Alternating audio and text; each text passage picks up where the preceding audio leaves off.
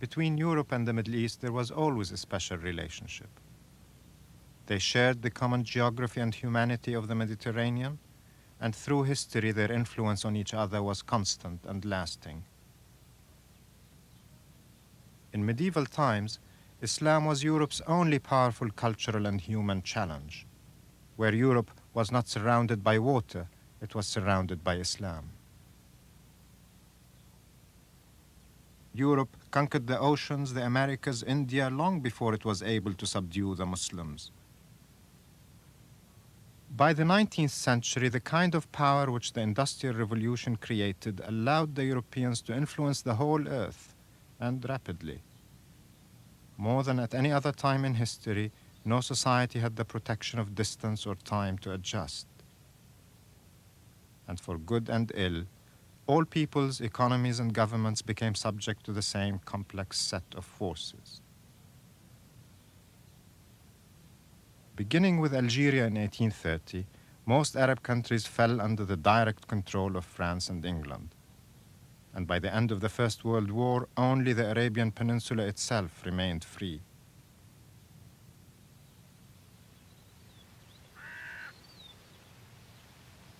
But the age of European empire ended after the Second World War. Sooner or later, all Arab countries gained independence, all except Palestine. British rule and American support had encouraged the creation of a Jewish national home. Today, for the Jews who settled in Palestine and founded the State of Israel, the land is theirs. For the Palestinian Arabs dispossessed or else living under Israeli rule, it is theirs also. It is this conflict which keeps alive for Arabs the sense of living under the shadow of the West. Edward Said understands that well.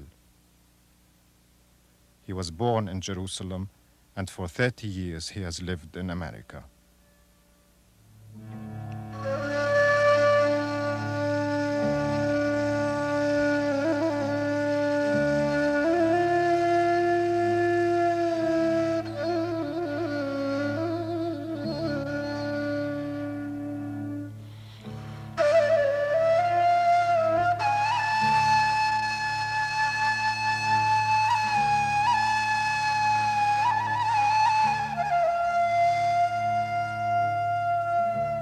The Orient, the mysterious East, a place of fantasy, imagination, desire.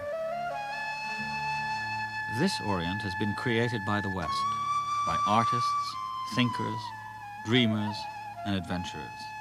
It gives fantastic expression to some reality that Europeans either wanted to possess or feared.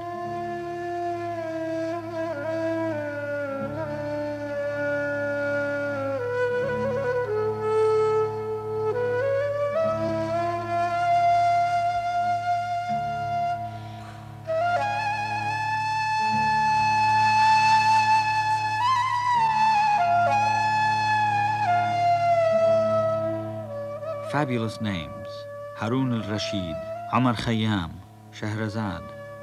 Fabulous places: Samarkand, Arabia Felix, Jerusalem the Golden.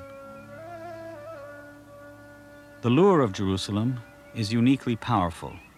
It evokes the idea of the fabulous Orient, but it is also of the deepest significance to Muslims, Jews, and Christians.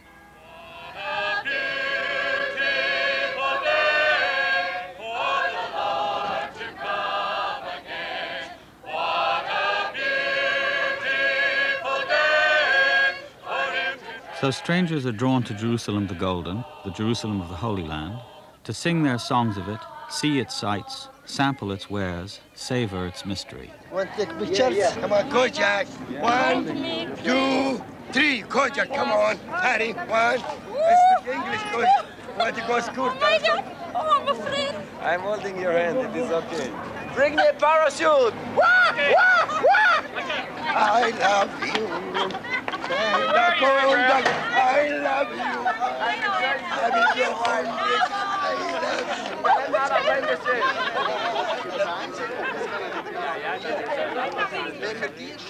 But tourists come with their own thoughts of this place, their own concerns.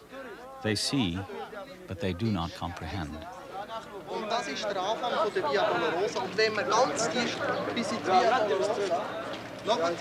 Insulated from the hard political facts, the conflicts of interest, visitors cannot see how involved they are in what appears to be foreign and distant.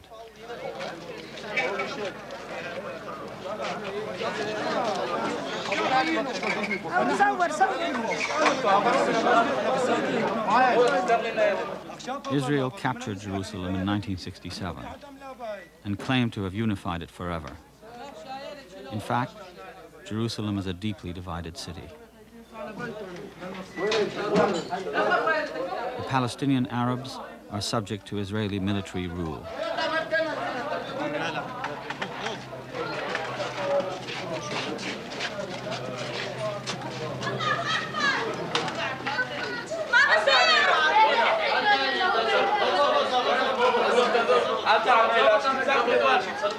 حبيبي انا شهور عيان ايش يعني ما بصير وابن عيان كمان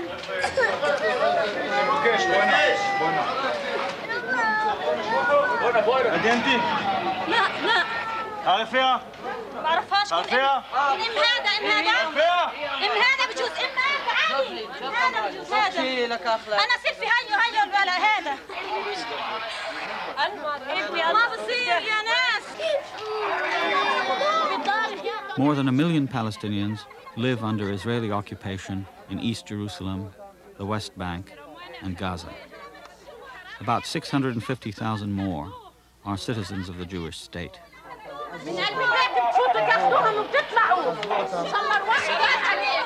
The lives of all of them are directly affected by the affliction of being a subject people, strangers in their own land.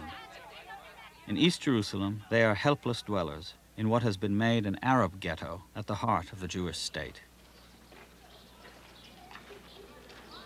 This war between peoples, a war which has been fought for generations and which concerns the whole world, is, I believe, inextricably entangled with the fantasies, dreams, and ambitions of the West to rule and possess the East.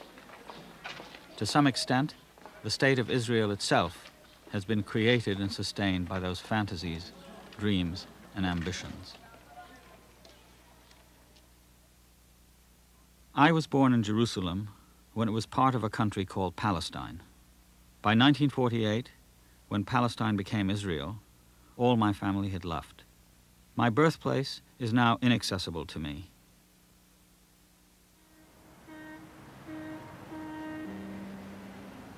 For many hundreds of thousands of my fellow Palestinians, their native towns, villages, farms are inaccessible to them. Channel 62, Detroit.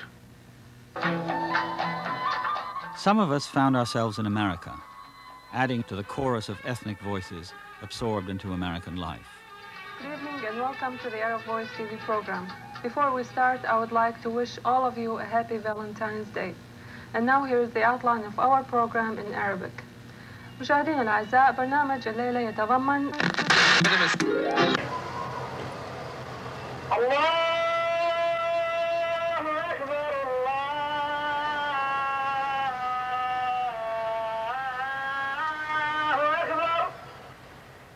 All the Arabs who come to America come in different ways, of course, under different pressures.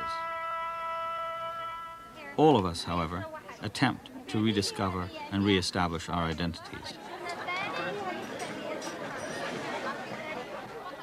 In Detroit, for example, the native places live on in social clubs and community events.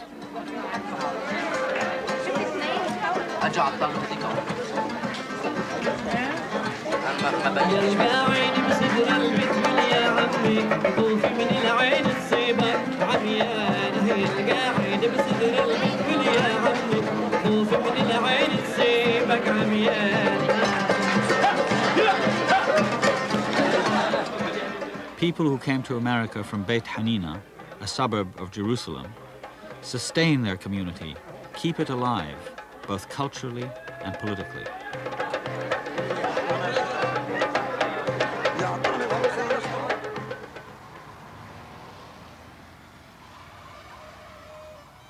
Some people in exile move closer to what they perceive as American ways, yet the ironies of exile represent themselves.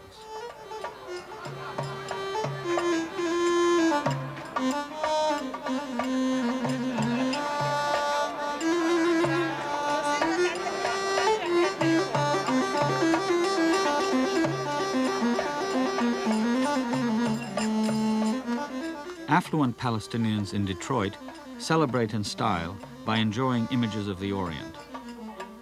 But not the Orient of their memory or of their reality, rather the exotic images of Western imagination.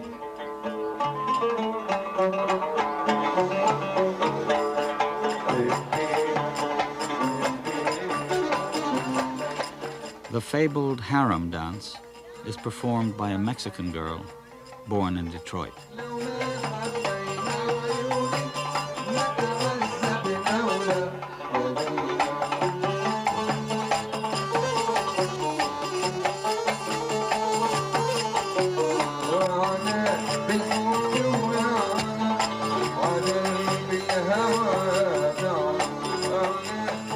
The belly dancer presides over a gallery of characters who embody the Orient: mysterious, seductive, sensual, and cruel.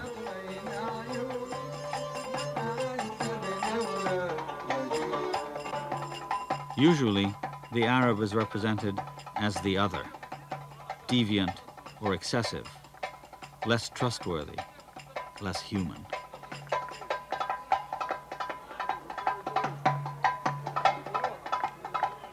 One important function of these images is, I believe, that they justify the use of Western power to seek control over the East and to possess its riches.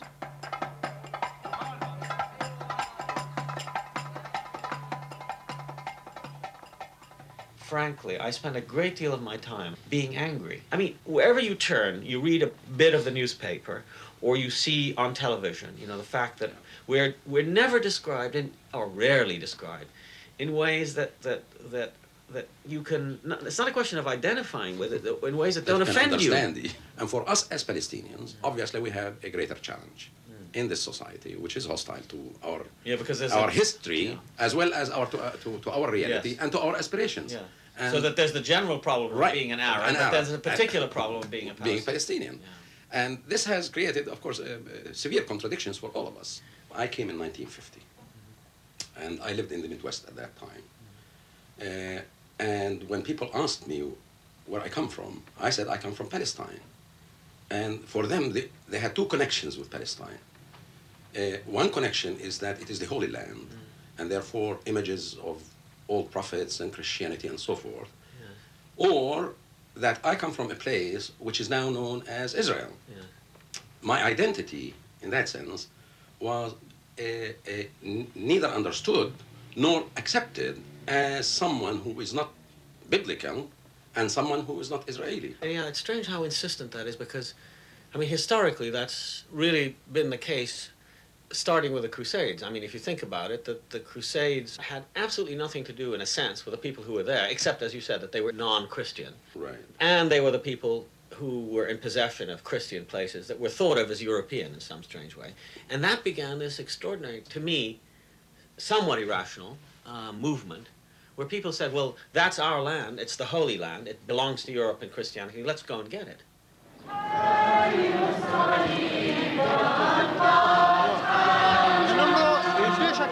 Each year, during Holy Week, the power of the idea of the Holy Land is made apparent.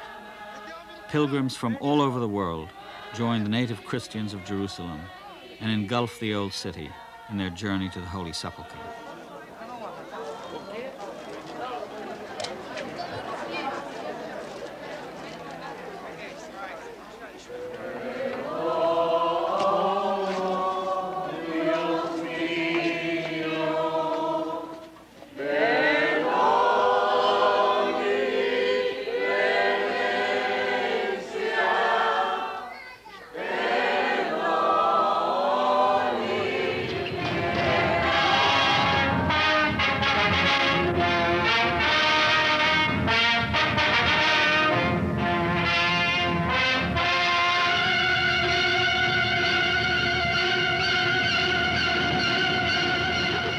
But in other times, the power of this idea moved armies and whole nations.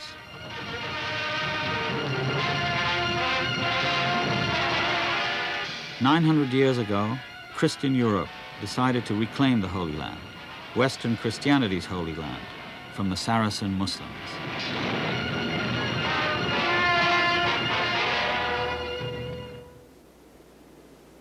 The Crusaders set up fiefdoms and kingdoms all over the Eastern Mediterranean. Most of these European crusaders left after a time, but impressive evidence of their invasions remains.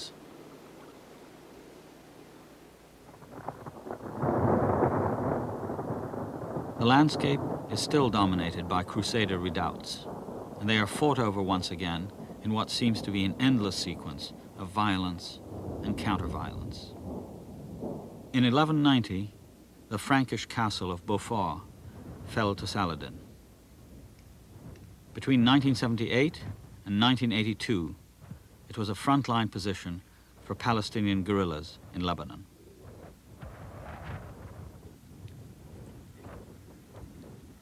From the heights of Beaufort, they could look toward their Palestine. ففي قلعة الشقيف انطلقت جحافل الفتح العربي الإسلامي لتحرير الأراضي الفلسطينية من الصليبيين. إضافة إلى لأن موقع القلعة يعتبر موقع استراتيجي وحيوي من الناحية السياسية والمعنوية بالنسبة للثورة الفلسطينية، ويعتبر موقع عسكري مهم أيضا بالنسبة للعدو الصهيوني، حيث موقع القلعة يشكل شوكة في خصر العدو الصهيوني.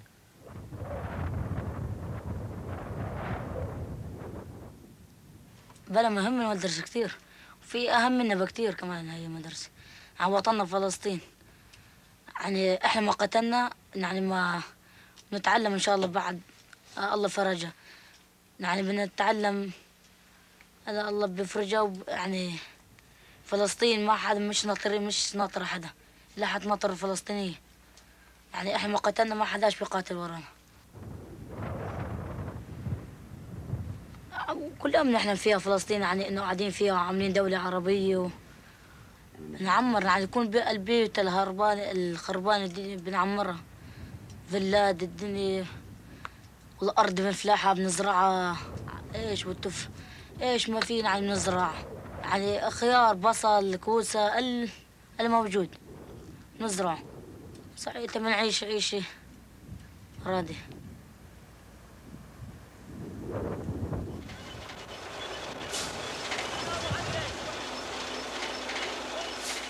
It is good land in this region, but no farmer today can harvest this land in peace.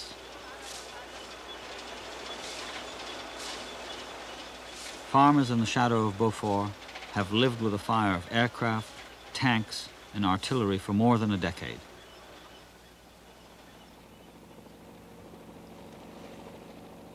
In 1982, the Israelis moved into Lebanon and took Beaufort for themselves. Why I'm here? They told me that I must be here with my soldiers. This is the reason I'm here. I want to be home. I think this place belongs to the people here. Nor me and my soldiers want to be here. But it's important, very important. From here you can see the sea and the north of Lebanon. So it's important that we'll sit here and watch and look. I believe, like I am an Israeli and I am a Zionist, that we belong to this area. We didn't live from a long time, but we belong from here. There are a Bible, we are in it, and we belong to this part. We don't need all the part. What we have now is enough for us. And I think that there are another people that want to live in this area. Okay, I want to live in peace. I didn't want to fight for this country. I think that this is the heart of all the problem here in the Middle East, you see. I think that all the time that the Palestinians have a home, a really place, and it's my personal opinion, will be problems here. I think this is the heart of the problem. We must resolve this problem. I think that they have the same right to a land and to the place like me. Within days of the capture of Beaufort from its handful of defenders, the first tourists arrived. Jews from Europe, America, and South Africa who had supported the Israeli invasion of Lebanon with their fundraising. The significance of this place is very similar to the Golden Heights. Here's a place from which they shelled all these villages over the years. Here's a place that looked almost insurmountable, and yet they took it almost with a frontal attack, with a lot of loss. But it's just indicative of the kind of spirit the Israelis have. When the time's necessary, they rise to it, and it's a very exciting thing. This was the fortress of the terrorists used to attack the settlements of Israel and cause havoc and damage to as much as they could within the Israel territory. That's what it means to me. I come from Philadelphia, and I believe the Palestinians will have to find refuge in some of the Arab countries where they have plenty of room, they need plenty of help. As a matter of fact, there are, a couple million Palestinians in different countries now with their families and all, and they're well used and well integrated into the communities, and I think they've got to do more. The whole Arab world is a big world, and if that's where the Palestinians seek to go, that's where they belong.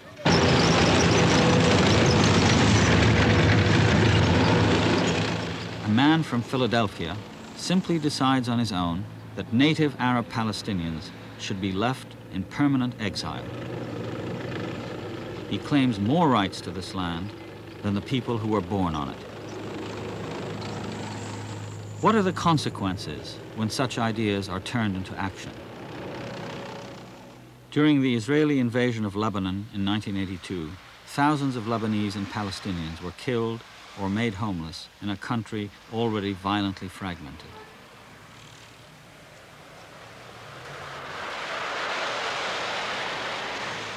نحن قاعدين هون في البيت نايمين بالليل ما نسمع الا الا الدب ينزل علينا الطائرات. لقينا البيت كله هابط. اللي قدرنا ظهرنا من البيت، رحنا خرجنا من البيت نحن والعيال تاعتنا. ونحن لملمنا حالنا وظهرنا هربنا، تركنا كل الاغراض بالبيت، كل العفش تركناه بالبيت، هون كمان ظهرت وهون كلنا ظهرنا من البيت. ظهرنا 100 واحد تحت بالاخور. اولاد وصغار وكلن هون وكلنا قاعدين. اجت الطيارات قصفت نزلوا 3 بيوت كلها علينا. لو بقينا جوا كنا تسكر علينا جوا. شوفوا نحن كنا تحت لما رقموا المناشير ظهرنا. قلنا منين بدنا نظهر من هون كله مدمول تحت. هيدا تخدق فينا خدق تاخذ ونصور. نحن طفشنا. انا اليوم جيت هلا جيت شفت البيت. هينا حلاش حملنا بدنا نروح. بدي اقعد ببيت. طيب اولاد صغار كلها مشردة. قلت له اذا بقعد في اوضه صاغ بقعد فيها، البيت كله خربان ما بدي اروح. رحنا عند اهلي على عين الحلوة قدام دور العسكر. اكلناها هناك. البابا راح مات. ازداد هي انفصل ازداد.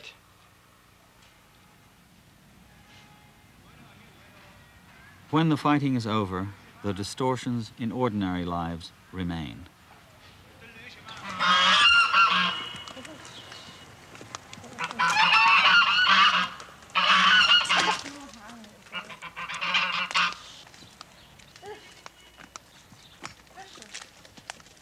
هي بنت ناس وبنت عالم. أنا بنت ناس وبنت عالم. أنا بنت ناس وبنت عالم. شوف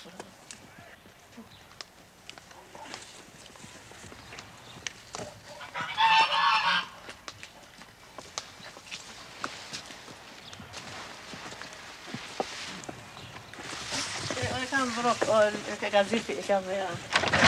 قذيفي كاميرا. قذيفي اجيب بلانتي قذيفي وطن اذا كان هي.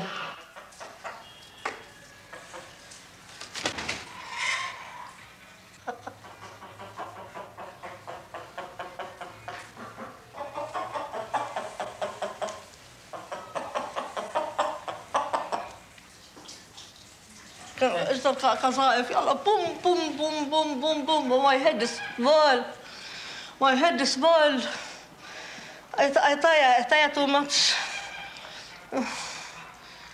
All broke. My house is there, all broke. All broke.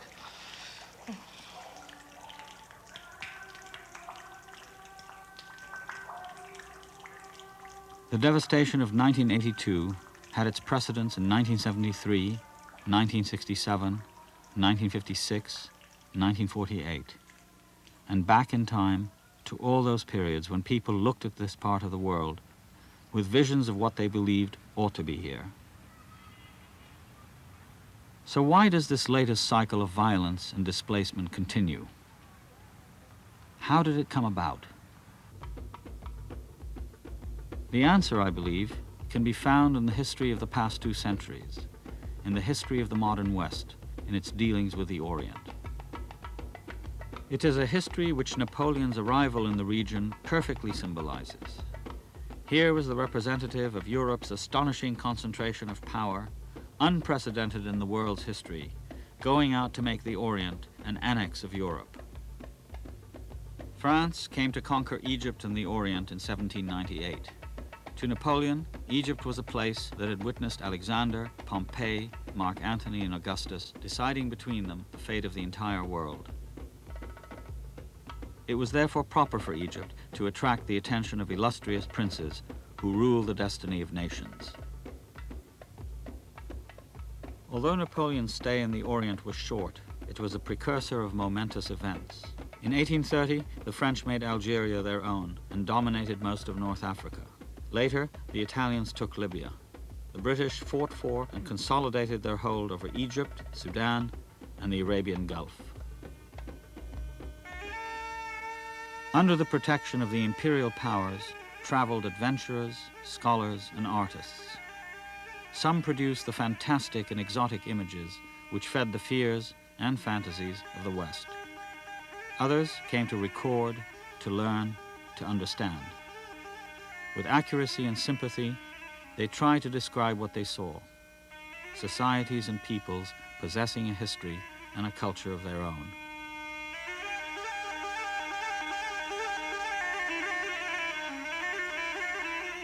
Some Europeans seemed to take their sympathy as far as identifying with the Arabs and taking their side in conflict.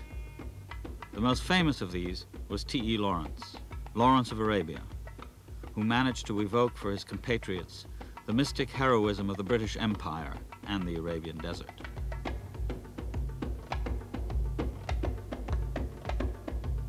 He involved himself in the Arab revolt against the Ottoman Turks, who dominated the region at that time. He thus gave his active support to one of the many movements of national resistance against the control of empire, whether Turkish or European. But the victories Lawrence helped organize ultimately secured the Arabian heartland for the British and French. After the Turks were defeated in 1917, the Europeans moved in. Britain and France created a new map dividing this region into protectorates, mandates, and spheres of influence. The names of the officials who first drew that map, Mark Sykes and Georges Picot, still resound throughout the Arab world. It is the map which essentially endures today, with one exception, the country of Palestine.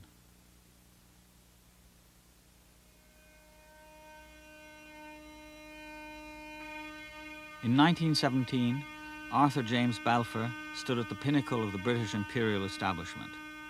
Shortly after Sykes and Picot drew their map, he wrote a letter that was to become famous as the Balfour Declaration.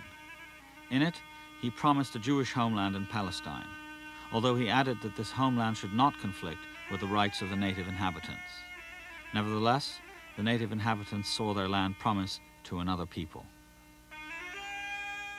Zionism, Jewish nationalism, was no longer simply an idea. It had become a practical possibility and an accelerating process. Fired by the terrors of fascism in Europe, the Jewish immigrant population in Palestine grew dramatically. As a consequence of the War of 1948, between Zionists and Arabs, Israel was created.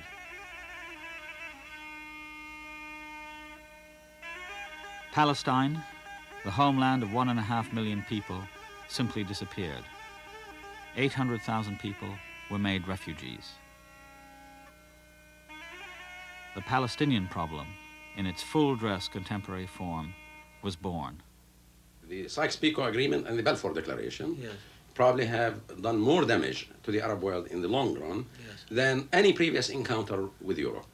The interesting thing, though, was a sense that this was part of Europe. That's right. That Europe has the right, because it's really our... Yeah. Sure. And there's a famous comment that Balfour makes where he says that, you know, it doesn't really matter what the 600,000 native inhabitants of Palestine... It doesn't really matter what they think, because we know what's important. Right. And Zionism, it was interesting, and he identifies Zionism with Europe. That's right. Yeah. Well, it is European in several different senses of the term. One, of course, it aspires to transform for them the Holy Land, so it's the old idea.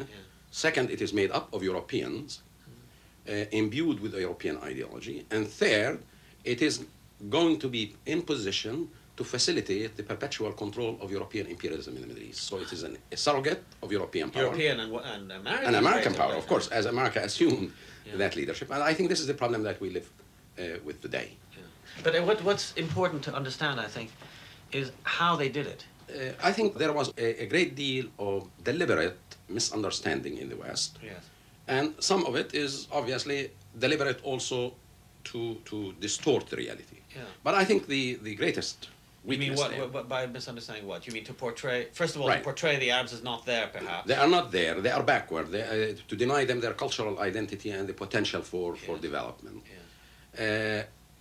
So in that sense, I think there was a deliberate effort to denude and to make it possible to sell the idea of Zionism to Europe, to the European So public. that the way the Orientalists, painters, they would depict it in a romantic and exotic way, the Zionists would depict it as empty, and the desert, Which and they made the desert blue. It is the dawning of a new age. We are witnessing a new phenomenon among our people. Jewish pioneers, farmers, laborers, young men and women from the cities of Europe eager to undertake any kind of physical work, however primitive, as long as it helps lay the foundation of our national home. Zionist films, past and present, imply that the Arab can be disregarded and his country is barren. Another fantasy generated to justify conquest.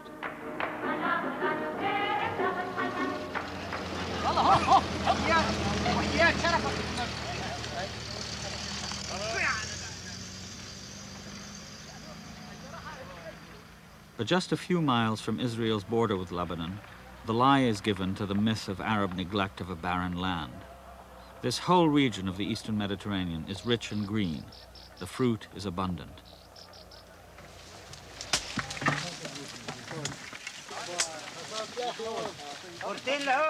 The owners of these orange groves are Lebanese. The workers are Palestinians from a nearby refugee camp.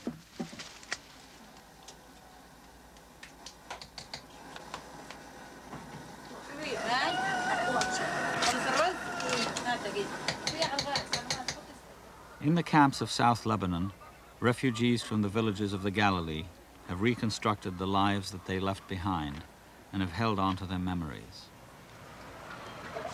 يعني يبدو لي انه هاي مثل قرية فلسطينية بالاخير، مزبوط؟ طب شو الفرق؟ انه مش فلسطين. لا هون مهجرين لبنانية فلسطينية وهناك فلسطينية مواطنين، هذا الفرق يعني، أرضنا هناك يعني ملاكة، هون مهجرين يعني اسم يعني وهلا كلكم يعني جيتوا كنا بلد احنا كنا طب كيف جيتوا لنفس المحل هون؟ خلص يعني احنا ما يعني احنا طلعنا على لبنان جينا لهون. جيتوا سوا؟ لا كل شيء لحال. انت مع مين جيتي انت؟ انت كنت بنت. انا ما شفت حالي الا هون. وانت ناويه ترجعي؟ معلوم ناويه ارجع. شو رح تعملي ببيتك هون؟ تتركي بيتك هون؟ معلوم اشد ببيتي هون، ليش لي بيت انا مش ملكنا هذا. مش بيتك؟ لا هذا بس عايشه فيه. قديش صار لك قاعده بهالبيت؟ يا دكتور احنا عايشين فيه صحيح. بنفس البيت؟ لا مش بنفس البيت. بس هي قديش صار لك لك انت ببيتك؟ بنفس البيت هون ايه شي 16 سنة. 16 سنة وما بتحسي انه بيتك؟ لا مش بيتي. لا مو بيت. لا مش بيت. مش ملكي. لا أرضي. مش ملكة. مش لا ملكي. مش ملكي ولا أرضي. مش أنا ملكي. بيتي فلسطين وأرضي فلسطين. ما في. هذا الملك لأصحابه.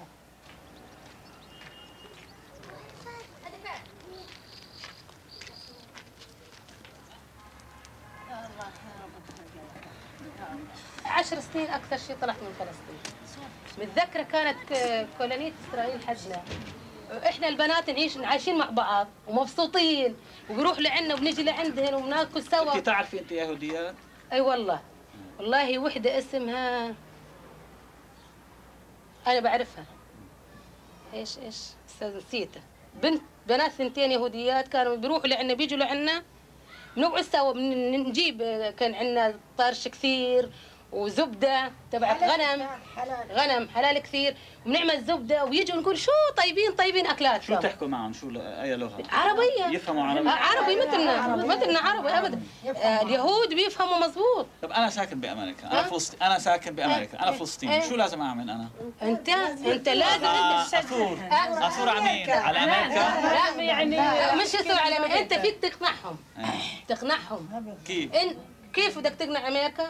انه امريكا مين يقدر ياخذ من بلادهم ياخذ بلادهم وينهجهم من مطرحهن وبيقعد مطرحهن. ها يقبلوا يعني حدا يطلع امريكا؟ لا طبعا لا، بس ام احمد هون كان عم تقول لي لازم اثور. لا مش لازم. طب لا معلش لازم تثور عليهم لان هن طايرين ضدنا. لازم مثلا تقول لهم ممنوع دعم اسرائيل بالاسلحه الثقيله لان عم بيحاربوا شعبنا. شعبنا عم بتحارب اسرائيل باسلحه امريكا. لازم يحبونا يعني؟ نعم لازم يحبونا. لازم يحبونا طبعا. طيب احنا شعب مثل هالشعوب. طيب ليش يحبوا اسرائيل مثلا اكثر منا؟ ليش عم بيمدوا اسرائيل؟ مشان هالشعب كله يدمروه. الشعب الفلسطيني هيك بدهم يقضوا على الشعب الفلسطيني.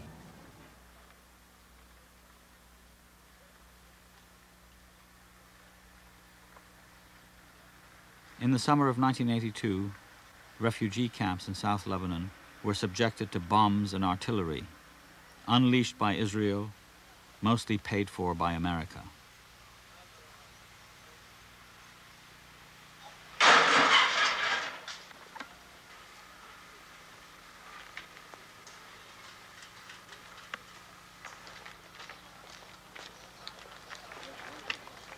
The Palestinian survivors were forced to shelter in the orange groves where they had once worked.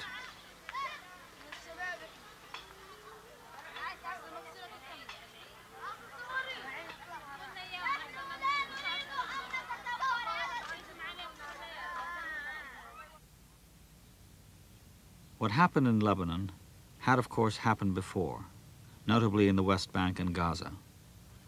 These territories were invaded by Israel in 1967. People were driven out of their homes and out of the refugee camps. Abu Jabir camp in Jericho once contained 40,000 people.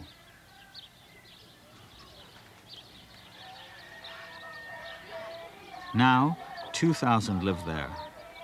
They hold on to Palestinian life in Palestine,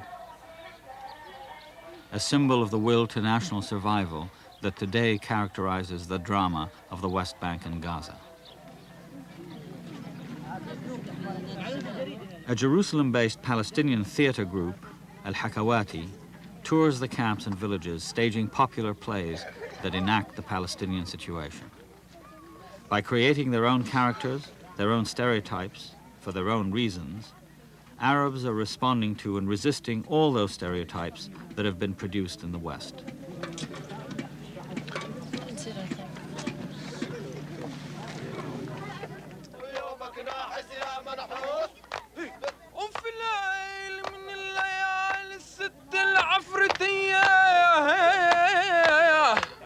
The Hakawati play is based on a remarkable satirical novel by Emil Habibi, political activist, journalist, and intellectual who lives in Haifa.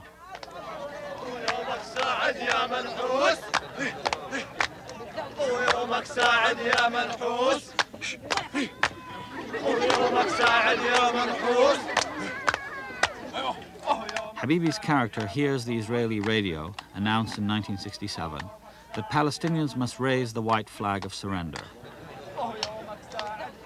The order is intended for inhabitants of the West Bank. He considers himself included and complies.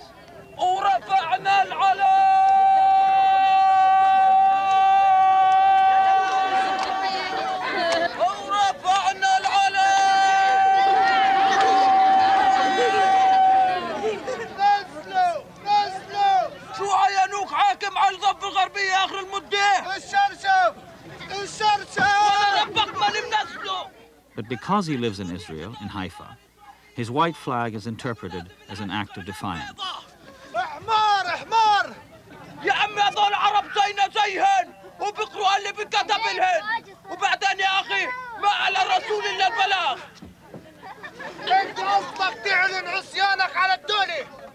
Habibi's character, al-Mutasha'il, the pest optimist, both pessimist and optimist, is half peasant, half mythological creature. His whole life consists in trying to live in an impossibly ironic situation. No matter what he does, he runs foul of Israeli rule.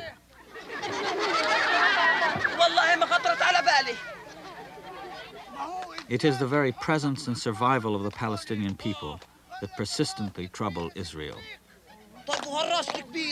ولا مرة سأل ليش أنا انولدت عربي وماليش وطن غير هالوطن. تعال معي واسأله قدامي. هو يومك سعد يا منحوس. هو يومك سعد يا منحوس. هو يومك سعد يا منحوس. I see that the Palestinians want to restore their identity, which is very important to the Palestinian people. And this identity has been seriously threatened and on the verge of being completely abolished. So they want a state. The idea of a state is becoming much more than an obsession to the Palestinians. It's something, a matter of death and life, because it's no use to be there and having all what you need and still you are nameless, without any identity. To maintain this, you have to have a state.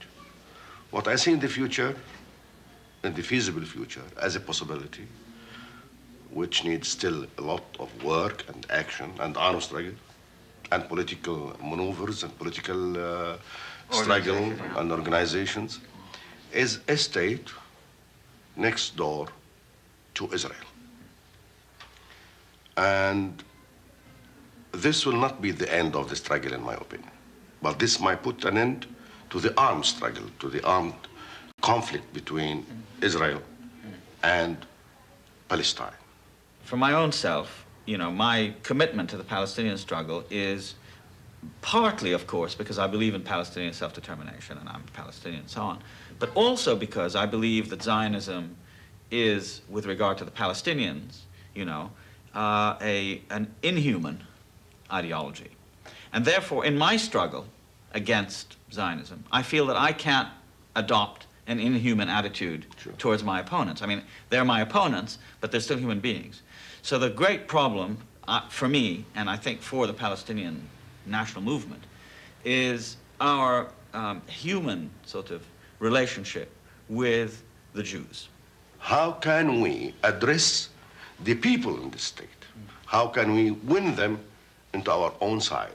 How can we eventually implement our vision of the future, that is the creation of a one Palestinian state where Jews, Muslims, and Christians live together on equal footing? Take even Israel now as it is. 65% of the Jews of Israel are of Arab origin. But they hate the Palestinians That's most. something else. Yeah. Now we are speaking in terms of being Arabs or non-Arabs. Yeah. But these people, they identify themselves with the Arab community. Yes. They sing their songs, eat their way of eating, the same kind of food, the folkloric dress. Yes. They are almost the same thing. Yes. And not only the Jews of Palestine, Yeah. the Jews who came from Yemen, the Jews who came from Morocco, Yeah. they have come with their Arab culture.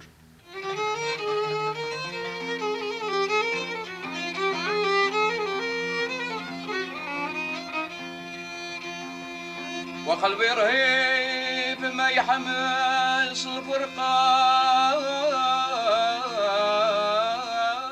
In the Israeli town of Kiryat Shmona, Jewish immigrants celebrate a wedding. They came from Egypt and Morocco, Jews returning to Zion.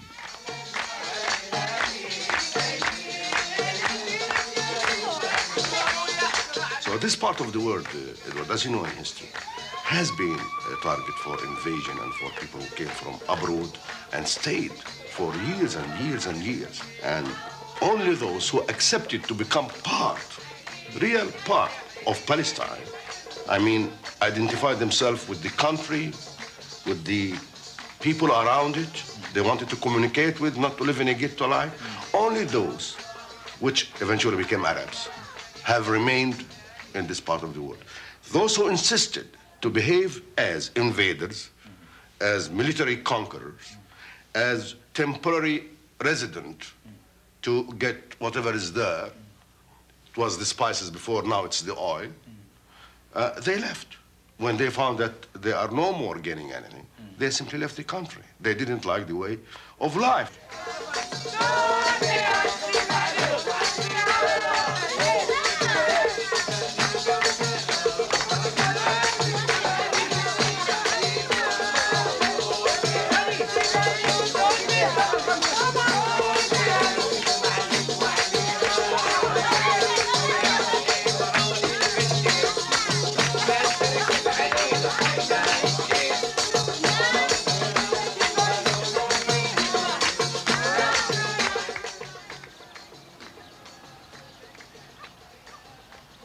Kiryat Shmona in northern Galilee was once called Khalsa. The people of Khalsa live in refugee camps in South Lebanon or are scattered throughout the world. Khalsa becomes Kiryat Shmona. The land is transformed. Newcomers make it their own and try to annihilate traces of the lives that were there before. But still, almost 2 million Palestinians do hold on to their place in Palestine. For them, to be and look like an Arab, do Arab things in the Arab way, intensify their resistance to the colonizing outsider.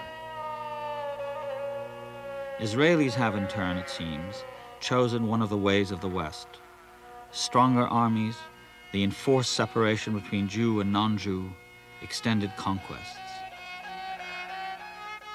Surely the humiliation, anger, and resistance will mount, even as daily life appears to proceed normally.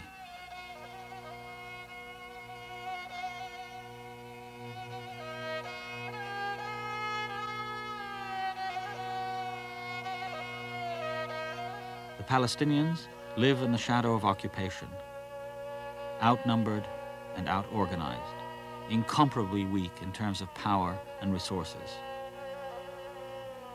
For all its development and resources, the modern Arab world of which the Palestinians are a part seems powerless to prevent Israeli encroachment.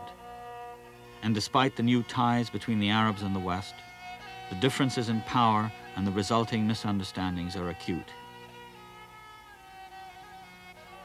Jerusalem is fantastic, is dreamlike, but it is also real, actual.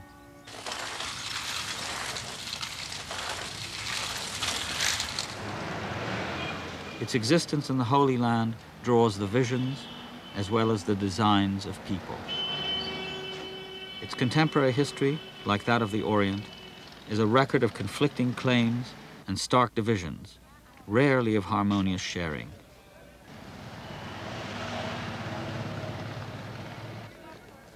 Is it too soon to expect that these histories of blind prejudice and powerful fantasy can be balanced and perhaps resolved by a more enduring history of ordinary lives, of reconciliation and recognition?